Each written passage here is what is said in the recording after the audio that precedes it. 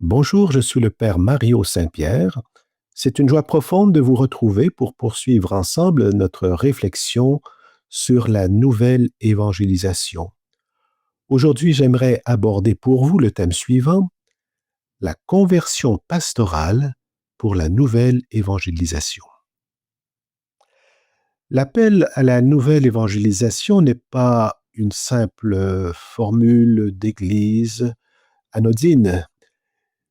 Il s'appelle Il s'impose désormais comme une véritable urgence spirituelle, missionnaire et culturelle. Dans un monde occidental profondément marqué par la sécularisation, la perte du sens du sacré et l'affaiblissement du lien ecclésial, cet appel résonne comme un signal de réveil.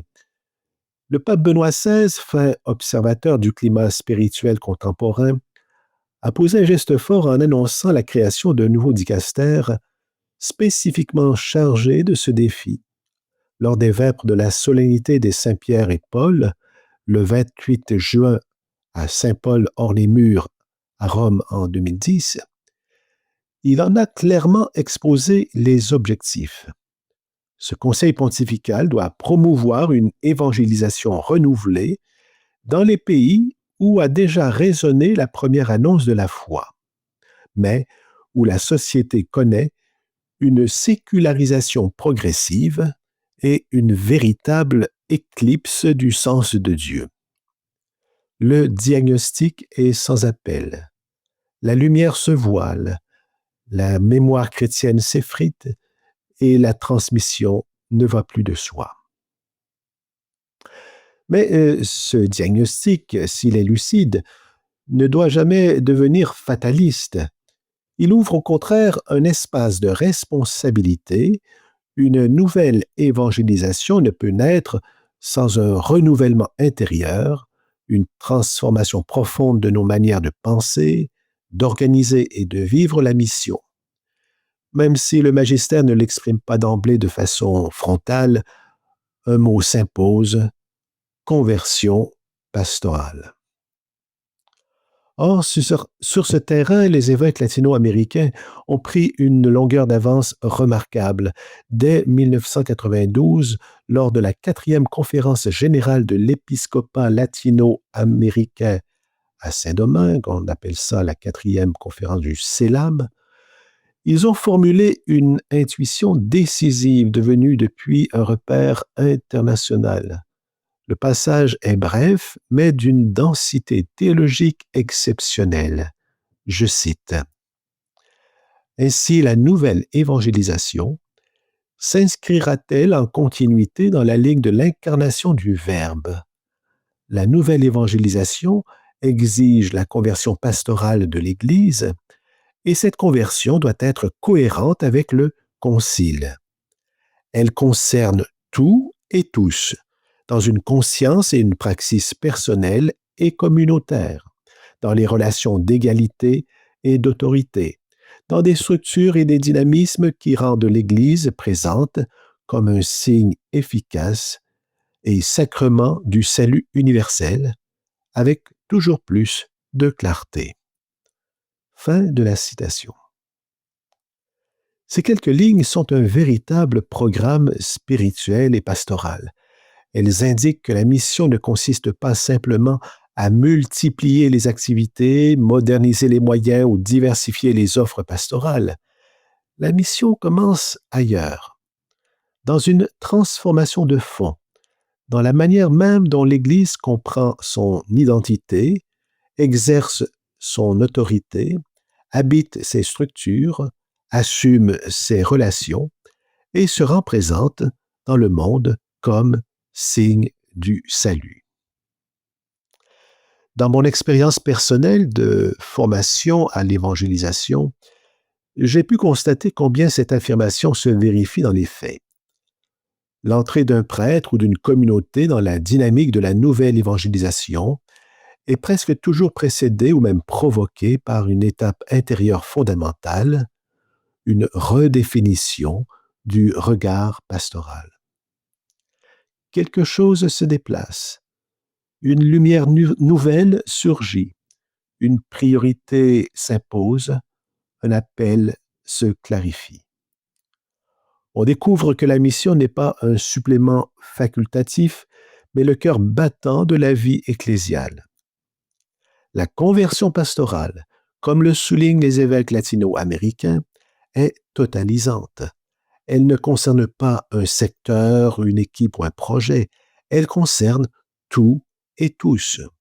Elle suppose un passage de la gestion à la fécondité, de la simple administration à la dynamique missionnaire, de la répétition du déjà fait à l'audace de l'inédit pastoral.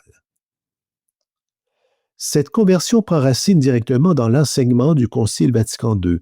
Déjà, le décret Ad Gentes sur l'activité missionnaire de l'Église affirmait avec force au numéro 2 « L'Église, par nature, durant son pèlerinage sur terre, est missionnaire, puisqu'elle-même tire son origine de la mission du Fils et de la mission du Saint-Esprit. » Autrement dit, l'Église n'est pas une mission, elle est mission. La mission n'est pas d'abord une activité, c'est une identité. Une identité qui se reçoit de Dieu lui-même. Ce simple renversement de perspective est une véritable secousse spirituelle.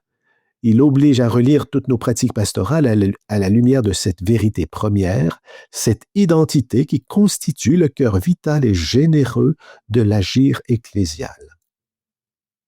À partir de là, de nombreuses questions émergent pour un véritable examen de conscience pastorale, non pas pour culpabiliser, mais pour éclairer, purifier, réorienter. Notre paroisse vit-elle en mode de conversion de mission? Nos structures soutiennent-elles la croissance ou l'empêchent-elles? Nos priorités pastorales reflètent-elles vraiment l'urgence de l'annonce? Avons-nous développé une culture où chaque baptisé se reconnaît comme disciple missionnaire? Nos habitudes pastorales sont-elles alignées sur la dynamique évangélique ou sur des routines héritées? Ces questions ne sont pas abstraites.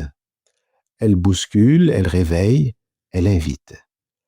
Elles révèlent qu'une Église qui ne se convertit pas intérieurement ne peut devenir missionnaire extérieurement.